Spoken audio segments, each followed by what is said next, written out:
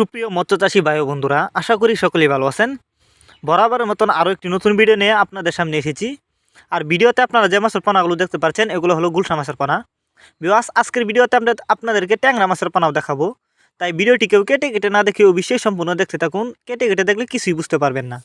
Because আপনারা অনেকেই উন্নত মানের এক সাইজের গুলশা মাছের পোনা চাষ করতে চাচ্ছেন, কিন্তু কোথাও পাচ্ছেন না। তারা চাইলে এই গুলশা মাছের পোনা আমাদের কাছ থেকে সংগ্রহ করে চাষ করতে পারবেন। এই যে দেখুন মাছগুলোর সাইজ। এই মাছগুলো আমরা পিস হিসাবে বিক্রি করতেছি। আপনি চাইলে এই মাছগুলো বায়োফ্লক পদ্ধতিতেও চাষ করতে পারবেন, একক বা মিক্সরভাবে এই মাছগুলো খুব সহজেই চাষ করতে পারবেন। এই যে দেখেন, এক সাইজের মাছ, কোনো বড় ছোটো নাই। আমরা সর্বোচ্চ কম দামে এই মাছগুলো বিক্রি করতেছি।